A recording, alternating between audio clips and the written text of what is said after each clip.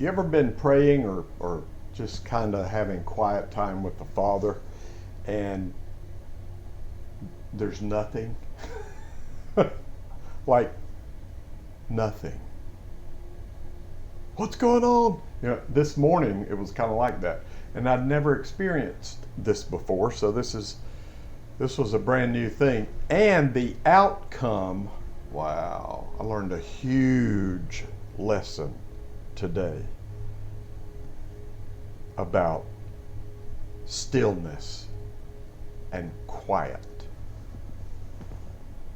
Be well, everybody. So, this morning, get up, sit with Daddy. Now, I've been doing this now since January '09. Wow. First thing, get a cup of coffee, sit down, and just have my digital Bible out and ready for whatever. And you just kind of learn how to go into the secret place of the Most High and just kind of visit with the Father, the Son, and the Spirit, with them. You get to sit with them. So I go in this morning, nothing different.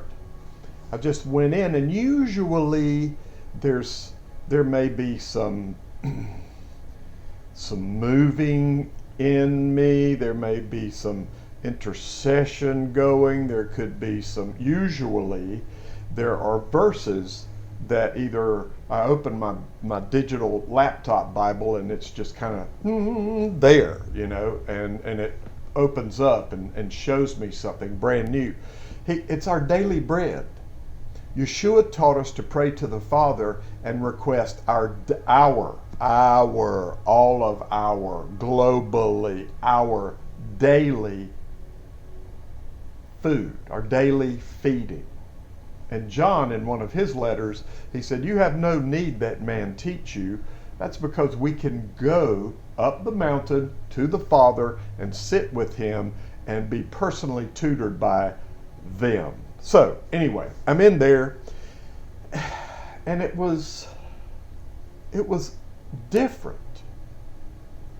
I went in and it was total stillness and totally quiet.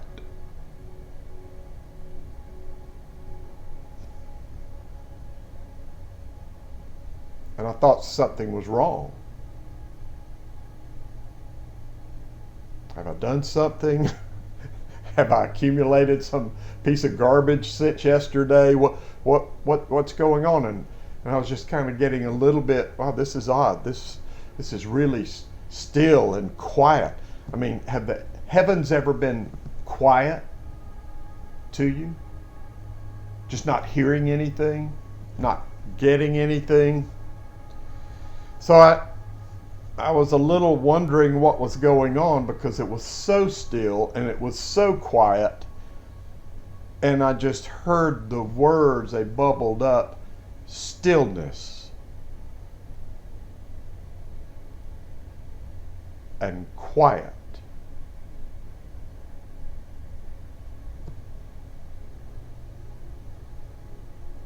And I got it. Oh. Stillness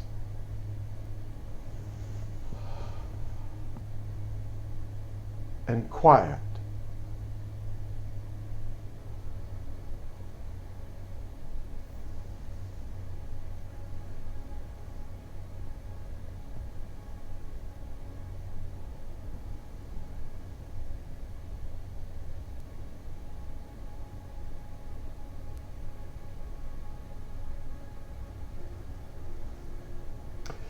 I have German Shepherd dogs, and I have learned over the years that they can feed off of your energy or other people's energy. They can sense the energy that's coming from you, and they can align themselves with that energy. And it was like that. It was like, I'm sitting here with Daddy. I know I'm in here with Daddy. I've been doing this a long time now. I know I'm in here with Daddy. I'm in here in the shadow of Yeshua and I know the Spirit's here, but it's very still and it is very quiet. But I began to, once I realized what was going on, I began to just settle in and feed off of the stillness, quiet energy that was in the house. Not my house, in the house. In the secret place house. And I just sat there. No scriptures, no unveilings, no revealings, no worship, no happy, no sobbing, no nothing. Just still quiet.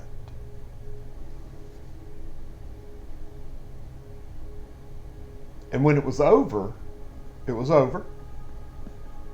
I've gotten to kind of feel when the meeting is over. And I just got up and started going through my day. Now, I've heard Rabbi Y.Y. Jacobson. I give him credit for this whenever I say it, or I like to give him credit because he's the one I heard it from. If you start your day, he's a rabbi, he's not messianic, and they don't say Big Daddy's name.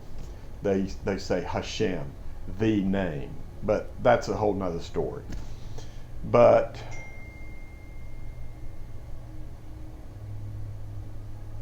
if you sit with Big Daddy, the first part of your day, you allow him to set your day so your day can't set you. Okay? I love that quote. Wow. So I'm getting my day set. Stillness and quiet.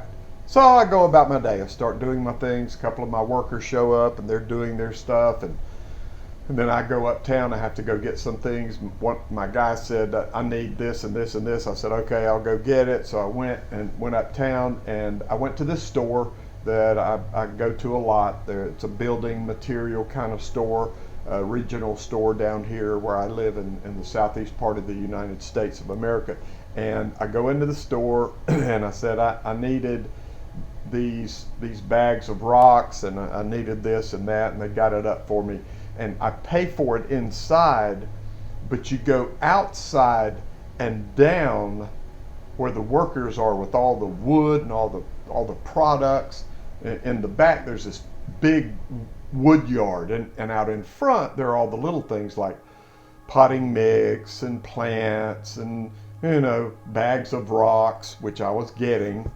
And they announce on the loudspeaker, once you've paid, customer coming back for rocks, or whatever they said. And usually by the time you go get in your vehicle and drive down to where the rocks or the whatever is you're going to get out front, someone's coming out of the building and they're there to help you load your vehicle. And they have to take your piece of paper and sign off on it. And they're pretty timely. I've been there 100 times, maybe 2. And I got out there, and the last time I bought some of these rocks, whoa, the little bag, I got 2 different kind of bags. One bag was a big bag, and it was heavy, and I'm 67 years old, and it was heavy. But I loaded them by myself last time. The other bags were small, but they're still heavy. I mean, they were like, still heavy, but the big bags, whoa. And I got 16 of them, so I'm like, I'm waiting on the dude today. I'm waiting on the guy to come out and help me load these bags of heavy rocks. So I'm waiting, and I'm just standing out there, and it's almost summertime, just a couple weeks left in spring, but it's already warm here. And I'm just waiting, and I'm waiting, and I'm waiting, and I'm waiting, and I'm still, and I'm quiet. Because that's how my day was set. And nobody came out. Now, the thought came in as it used to in a million other times earlier in my life, something like, where's the guy? Where's my helper guy? I guess nobody wants to come out here and pick up these heavy rocks. By golly, they're going to come out and pick up these rocks if I have to go in there. You know what I'm saying? those kind of thoughts come in. And if you take those thoughts, they will wreck your soul. Just wreck you. I mean, had I taken that thought, had I meditated on that thought, had I produced some fruit out of that thought, I might have gone walking in there with an attitude. Hey, can somebody help me out here? You know, with the attitude. And somebody said, yeah, I'll help you. Come on. And I'm thinking, I got a bad attitude. And we're walking out there loading the things, and I got a bad attitude. He signs off, thank you, buddy. About time you got here. You know, something real nasty. And he would have fed off the energy. And he might have copped a bad attitude. He might have had the, well, who's this guy? You know? But that didn't happen. I did eventually. I waited 10 minutes, maybe 15. Didn't time it, but just waited. Still, quiet, happy, wow, restful, totally at peace. And finally I thought, well, maybe they got something going on in the back. Maybe I need to go in. So I just went walking in with my little paper, and I'm happy. And just as I got in the big, huge door where they load people in and load people out, I walked in maybe 30, 40 feet, and here comes this guy, and he's kind of happy. And he said, yes, sir, can I help you? I said, yeah, let's get some rocks. So I'm happy. He's feeding off that energy. He's happy. We get out there, and I show him the paper. He said, okay, 8 of these and 8 of these, 16 of these, and I'm helping him a little bit, and he's doing most of the heavy work. He's a young guy, late 20s maybe, and he starts talking about how he loves fish. He said, I've been thinking about getting some of these rocks. I built this fish pond when I used to live in North Carolina. He told me all about this fish pond that he dug in the earth and put this kind of like, I don't know, a kiddie bath thing, kiddie pool thing. And he was telling me all about he raised fish in the ground in North Carolina.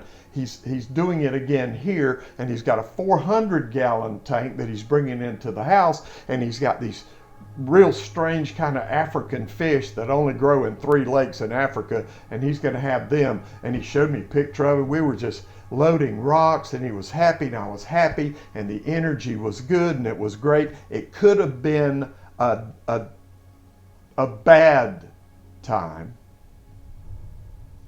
but because my day was set by Big Daddy in a place of still quietness, when those thoughts came, I knew to